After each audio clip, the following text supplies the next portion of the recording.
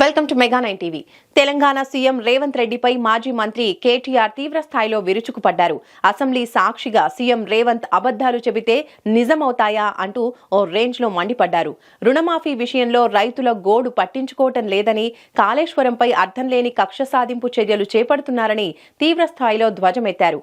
ఈ మేరకు ఎక్స్ లో సంచలన పోస్ట్ చేశారు కేటీఆర్. తెలంగాణలో ప్రభుత్వ ప్రతిపక్షాల మధ్య వాడివేడి విమర్శలు రోజు రోజుకు పెరిగిపోతున్నాయి. అసెంబ్లీ సమావేశాల్లో వీటి ప్రభావం మరింత ఎక్కువగా ఉంటోంది.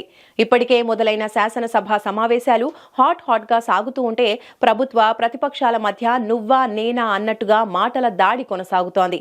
ఇకపోతే 6 గ్యారంటీల్లో భాగంగా రుణమాఫీ పథకాన్ని ఇప్పటికే అమలు చేశామని కాంగ్రెస్ చెబుతూ ఉంటే అసలు రుణమాఫీ జరగనే లేదంటూ గులాబీ నేతలు తీవ్ర స్థాయిలో మండిపడుతున్నారు. తాజాగా BRS working president KTR tweet చేస్తూ ఆసక్తికర వ్యాఖ్యలు చేశారు. 100% రుణమాఫీ చేశామని చెబుతున్న ప్రభుత్వం తన సవాల్ను ఎందుకు స్వీకరించలేదని మండిపడ్డారు. తమ రుణాలు మాఫీ కాలేదని రైతులు రోడ్డెక్కుతున్నా ప్రభుత్వం పట్టించుకోవటం లేదని, పైగా రుణమాఫీ అయిందంటూ అసెంబ్లీ సాక్షిగా అబద్దాలు చెబుతున్నారని మండిపడ్డారాయన.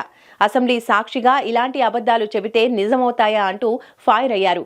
100% రుణమాఫీ అయిందని నిరూపిస్తే రాజీనామాకు సిద్ధమని శాసనసభ సాక్షిగా తాను సవాల్ విసిరితే స్వీకరించకుండా తోక ముడిచిన ప్రభుత్వం రుణమాఫీ కాని రైతన్నలకు ఏం సమాధానం చెబుతుంది వ్యాఖ్యానించారు. తోక ముడిచిన ప్రభుత్వం రుణమాఫీ కాని రైతన్నలకు ఏం సమాధానం చెబుతుంది అని ప్రశ్నించారు. ఇక నిజంగానే రుణమాఫీ జరిగి ఉంటే రైతులు రోడ్లపైకి వచ్చి ధర్నాలు చేయాల్సిన అవసరం ఏముందని ప్రశ్నించారు. ఈ కాంగ్రెస్ ప్రభుత్వంలో మహిళలకు 2,500 రూపాయలు మాయం, 4,000 రూపాయల ఆసరా పింఛన్లు మాయం, 6,000 రూపాయల దివ్యాంగుల పింఛన్లు మాయం అంటూ ధ్వజమెత్తారు.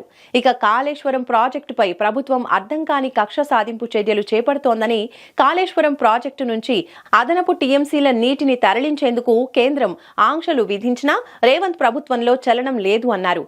ఏడాది కాంగ్రెస్ పాలనలో తెలంగాణ పరువంతా పోయిందన్నారు కేటీఆర్. ఈ మేరకు సోషల్ మీడియాలో ఆయన చేసిన పోస్ట్ ఇప్పుడు వైరల్ అవుతున్నాయి.